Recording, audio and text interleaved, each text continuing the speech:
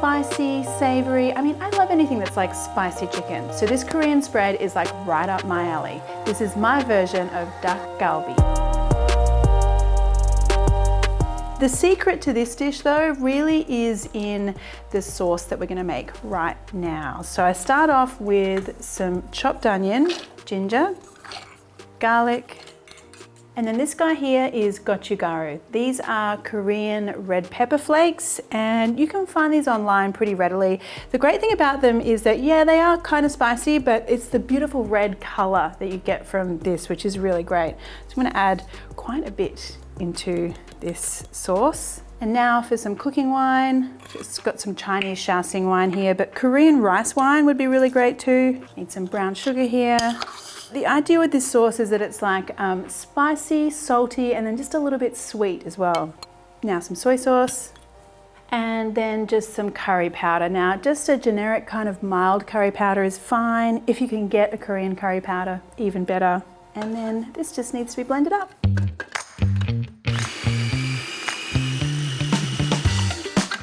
Ooh, it already smells really great. Look at that color. So vibrant, yum.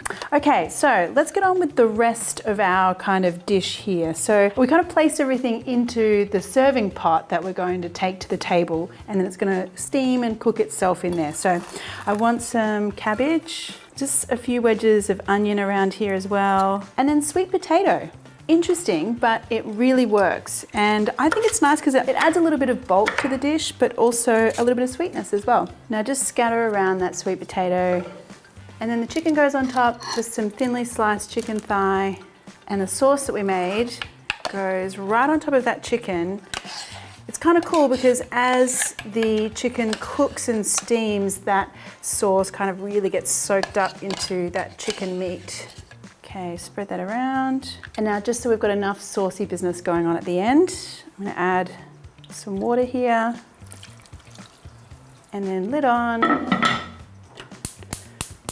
And let's cook that for like around about 4 or 5 minutes, just till I can see it steaming and I can smell that it's bubbling, and we'll come back and check it. Okay, so we're steaming here. I can smell that things are happening in here. Let's have a look. Ooh. Okay, so at this point I just want to make sure that nothing is sticking to the bottom. I've got enough liquid in here. That looks pretty good. You could add a little bit more water here if you needed to. I just want to spread everything out here, give it a little bit of a mix. Cover that up again, turn that heat down to low, and then, you know, I'm just gonna give this another like 10 minutes or so just to let that chicken cook through and the sweet potato get nice and soft. Okay, let's take a look now. Oh, that smells good, looks good, got lots of that nice sort of bubbling red sauce there, just what I like. I love this kind of dish because it's, you take the drama to the table, you know what I mean? So just grab a hold of your dish while it's still steaming and lovely.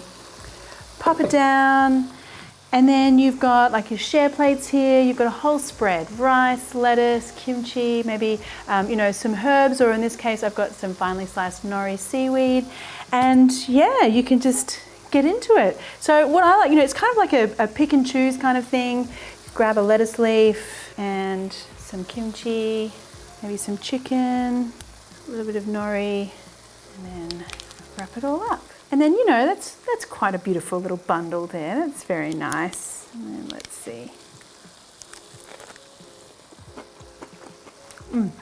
I love that. That chicken and the sauce is like, ooh, it's spicy. But then you've got that really fresh lettuce and the sort of hanging kimchi. So good. And then what you can do is you can kind of all pick and share the chicken and the sweet potato. And then it's really quite nice if you mix that rice in the sauce in the pan right at the end. It's kind of like the, you know, the little treat at the end. Yum. All right. Should we eat?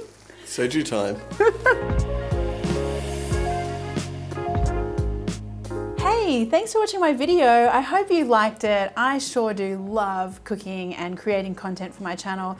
And if you enjoyed it, then why not hit the subscribe button and maybe that little bell as well? Because if you hit the bell, then you'll get a notification every time I'm cooking something delicious.